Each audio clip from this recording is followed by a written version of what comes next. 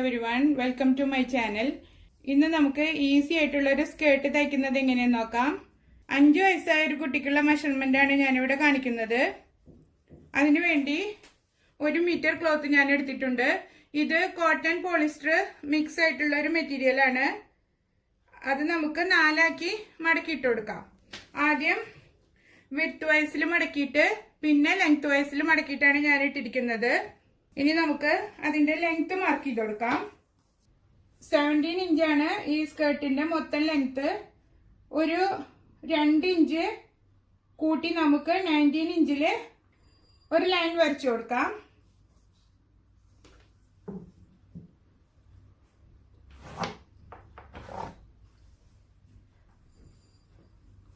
ഇനി നമുക്ക് അതിന്റെ വിഡ്ത് എത്രയാണെന്ന് നോക്കാം. ഈ തുണിക്ക് എത്ര വിഡ്ത് കിട്ടുന്നുണ്ടോ അത് ഫുള്ളായിട്ട് ഞാനിപ്പോ എടുക്കുന്നുണ്ട്. 21 ഇഞ്ചാണ് ഇതിന്റെ വിഡ്ത് കിട്ടിയിരിക്കുന്നത്. അത് ഫുള്ള് നമുക്ക് എടുക്കാം. എന്നിട്ട് പിന്നെ ഒരു വേസ്റ്റ് ബാൻഡ് വെട്ടിയെടുത്ത് അതിലേക്കാണ് നമ്മളിത് സ്റ്റിച്ച് ചെയ്തെടുക്കുന്നത്.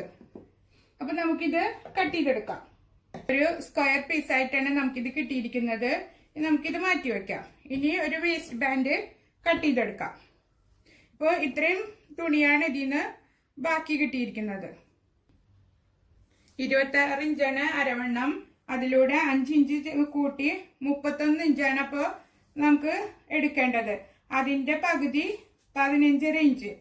ഇത് 2 ആക്കി മടക്കി 15.5 ഇഞ്ച് മാർക്ക് ചെയ്ത് കൊടുക്കാം.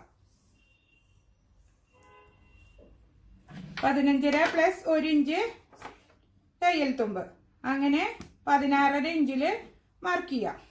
16.5 ഇഞ്ച് വിഡ്ത് മാർക്ക് ചെയ്ത് കൊടുക്കാം നമുക്ക്. ഇനി ഈ ഒരു വീതിയിലുള്ള ഇലാസ്റ്റിക് ആണ് ഞാൻ എടുക്കുന്നത്. ഒരു 1.5 ഇഞ്ച് വീതിയുള്ള ഇലാസ്റ്റിക്.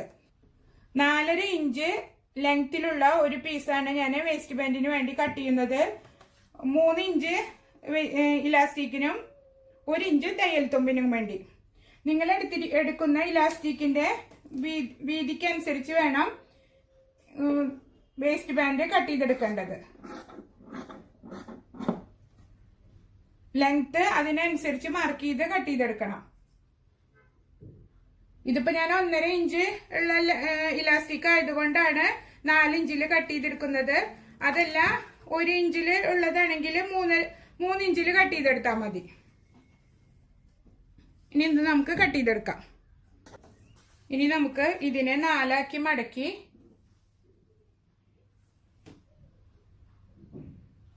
ഈ കോർണറുകളിലെല്ലാം നമുക്കൊരു ചെറിയ കട്ടിട്ട് കൊടുക്കാം.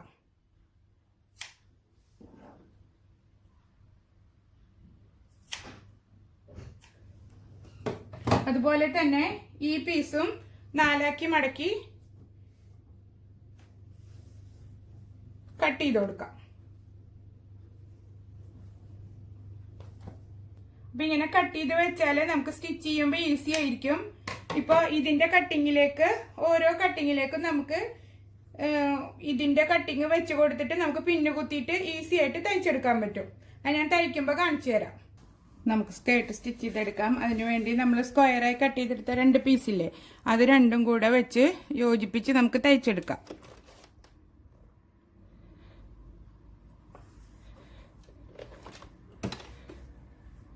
ഇത് രണ്ടും ഒരേപോലെ വെച്ചിട്ട് നമുക്ക് സ്ട്രെയിറ്റ് ആയിട്ടൊരു സ്റ്റിച്ച് കൊടുക്കാം. 2 പീസും ഒരുമിച്ച് യോജിപ്പിച്ചെടുത്തിട്ടുണ്ട്. ഇനി നമുക്കിത് വേസ്റ്റ് ബാൻഡിൽ വെച്ച് തയ്ച്ചെടുക്കാം.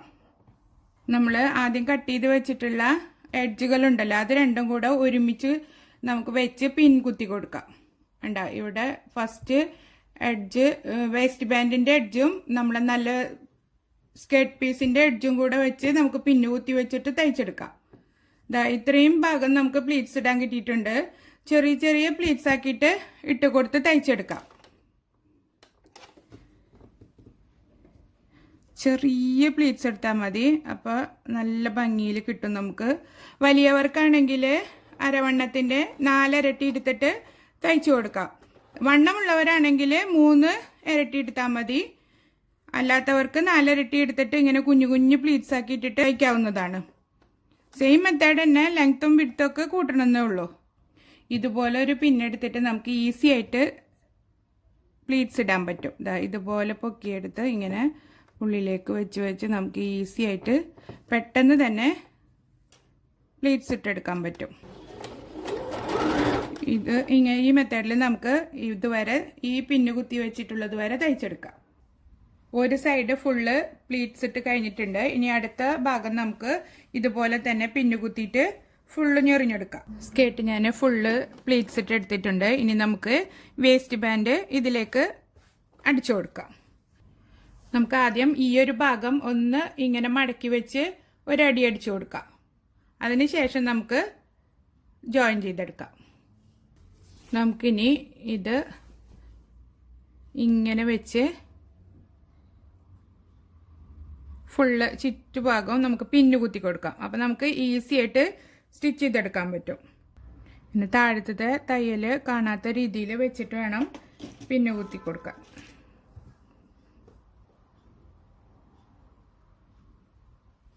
ഇതിപ്പോൾ ഞാൻ ഡെയിലി യൂസിന് വേണ്ടിയിട്ടായതുകൊണ്ടാണ് കോട്ടൻ്റെ മെറ്റീരിയലിൽ തയ്ച്ചെടുത്തിട്ടുള്ളത്. പാർട്ടി വെയറൊക്കെ ആയിട്ട് തുന്നുകയാണെങ്കിൽ നെറ്റിലൊക്കെ തുന്നിക്കഴിഞ്ഞാൽ നല്ല ഭംഗിയുണ്ടാവും. ഇനി നമുക്ക് ഇത് തയ്ച്ചെടുക്കാം.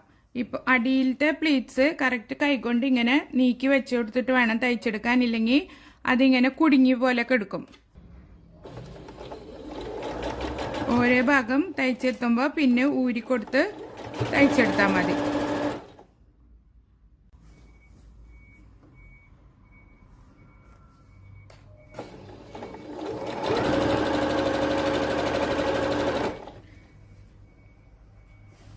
ഇത് ബിഗിനേഴ്സിനൊക്കെ ഈസി ആയിട്ട് ചെയ്യാൻ പറ്റുന്ന സ്കേർട്ടാണിത് കേട്ടോ. ജസ്റ്റ് തയ്യൽ പഠിക്കാൻ സ്റ്റാർട്ട് ചെയ്തിട്ടുള്ളവർക്ക് പോലും ഒരു പേടിയും കൂടാതെ സ്റ്റിച്ച് ചെയ്തെടുക്കാം. ഇതേ മെത്തേഡിൽ തന്നെ നമുക്ക് പല സ്കേർട്ടുകളും ചെയ്തെടുക്കാം.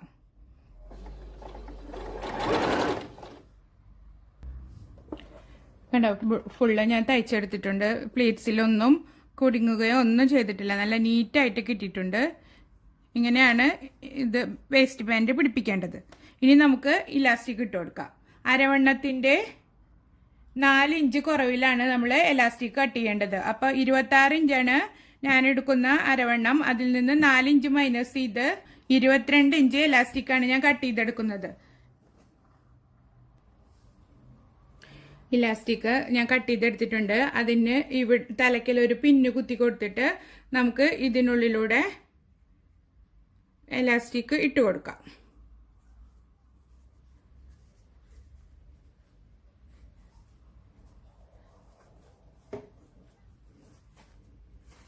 ഇനി നിങ്ങൾക്ക് ഇലാസ്റ്റിക് വലിച്ചു പിടിച്ച് തയ്ക്കുന്നതാണ് ഇഷ്ടമെങ്കിൽ അങ്ങനെയും ചെയ്യാട്ടോ. ഇലാസ്റ്റിക് ഇട്ട് കഴിഞ്ഞിട്ടുണ്ട്. ഇനി നമുക്ക് ഈ ഭാഗം നല്ലപുറം കൂട്ടി വെച്ച് നമുക്ക് തയ്ച്ചെടുക്കാം. പാവാട ഫുള്ള് ക്ലോസ് ചെയ്ത് തയ്ക്കാം. സ്കേർട്ട് ഞാൻ കൂട്ടി യോജിപ്പിച്ചിട്ടുണ്ട്. എന്നിട്ട് നമുക്ക് ഇതിങ്ങനെ ലെങ്ത്ത് ബാക്കും ഫ്രണ്ടും ഒരേ ലെവലിലാണോ നിൽക്കുന്നത് നോക്കാം. എന്തെങ്കിലും വേരിയേഷൻ ഉണ്ടെങ്കിൽ നമുക്ക് ഈ ടൈമിൽ കട്ട് ചെയ്തിട്ട് മടക്കി തയ്ക്കാവുന്നതാണ്. എപ്പോൾ നമ്മൾ ലെങ്ത്ത് എടുക്കുമ്പോഴും 2-3 ഇഞ്ച് കൂടുതൽ എടുക്കുന്നതാണ് നല്ലത്. നമ്മൾ തയ്ച്ചിട്ട് എന്തെങ്കിലും വേരിയേഷൻ വന്നു കഴിഞ്ഞാൽ അപ്പോൾ പേടിക്കേണ്ട ആവശ്യമില്ലല്ലോ. കൂടുതലാണെങ്കിൽ നമുക്ക് കട്ട് ചെയ്ത് കൊടുക്കാം.